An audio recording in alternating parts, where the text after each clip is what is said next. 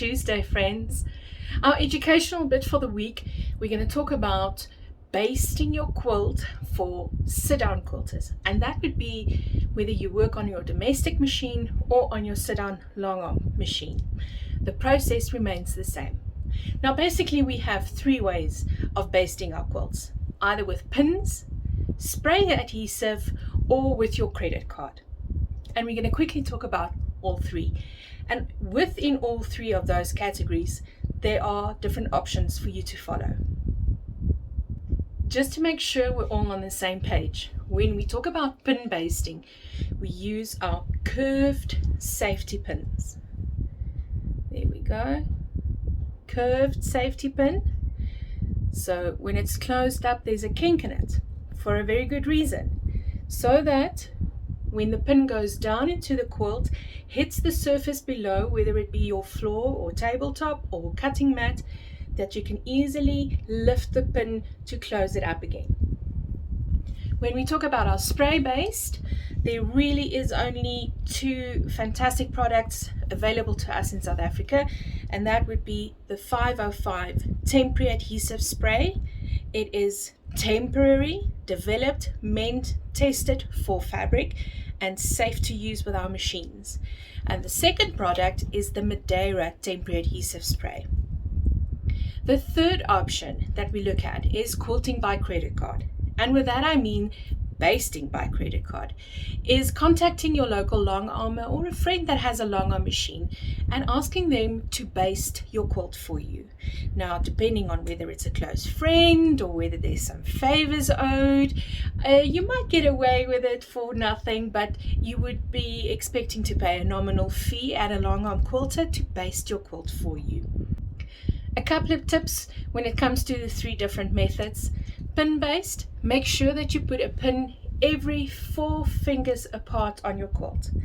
The more you pin, the better. All fabric will stay in place and you'll be able to start quilting anywhere on your quilt, not necessarily just in the center outwards. You'll be able to start anywhere and make sure all the layers stay together. And if that means you need to buy more pins, then do that. If your quilt gets too heavy for you to handle because of the amount of pins that you put on a king size quilt, then you can always take it to your machine and do a large basting stitch and just meander in between the pins. So then you can remove some of the pins and have the basting stitch in place. But again, it's important to have your spacing rather small. 4 fingers apart is what I always recommend, not 5 to 10 inches apart, because then you'll have fabric movement. That's when you get puckers and pleats. The second item, or our second method, would be our spray basting. Now, this again doesn't matter on which surface you're working, either on the floor, table, or up against the design wall. Yes, you can baste your quilt on your design wall. More info will follow now. Is make sure that you shake your can. Make sure that you keep your can at least 30 centimeters away from your quilt. The closer you get with your can to your quilt, the higher the risk of getting really sticky wet spots that will transfer to the fabric as well. And sometimes that can be tricky to get out. But if you keep your distance of say about 12 inches, 10 to 12 inches, 30 centimeters away from your quilt, the spray can dissipate and spray evenly across the surface without leaving one sticky spot. And it gives you a good even spread of glue. I prefer spraying on my batting when I do tabletop basting, but that method will depend on the surface that you're going to work on. The third thing is when you ask someone with a long arm machine, frame-based machine, to baste your quilt for you, is please make sure you ask that quilter to make sure that they don't pull the rails too tight. Sometimes we tend to pull the backing bar too tight, then baste the quilt at the top, and when we release the quilt, the backing relaxes, but then there's volume on the top. So just that little pointer and tip, ask your quilter, please make sure that they don't roll the rollers too tight or pull the rollers too tight when they put the backing on the frame. Now, within all three of these methods, there are subcategories. We can either baste on the floor, or we can baste on the tabletop, or we can baste on the wall. And for that, I have little video clips for you, which the links will be below. If you go and search, there are many quilters that's already done tutorials for us on that. But the long and short is, when we baste on the floor, we stick our backing fabric with masking tape on the floor. We then have to crawl on our knees and place the batting and even it out, and my knees and back's already hurting just thinking about it.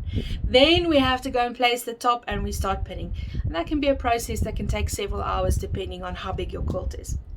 The latest thing is, or the easier way to do it, is basting it on a tabletop or on a counter surface or on your design wall. Now, when you're working on a counter surface, you'll see in the video clips that the ladies are using either a piece of wood to roll the fabric on, and you will need 3 sections so that you have one for your backing fabric, one for batting, one for your quilt top.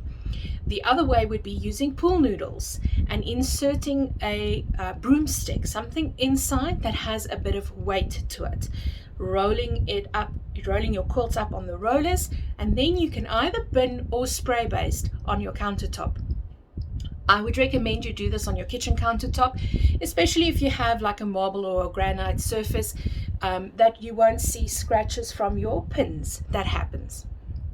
Then the last item is quilting on your design wall. Now, if you have space and you have a design wall, you can baste your quilt on your design wall. And that would just mean placing your backing fabric after you've glue sprayed it, placing your backing fabric, pinning it in place to keep it nice, straight and flat, making sure all lines are straight. Layer your batting on top. Now it sticks to your back fabric, and then you put your top on and straighten everything out. You will see the process in the video. These two ladies have got great tutorials, and I hope this will help you get your basting underway and make sure that you can quilt more and easier. Enjoy!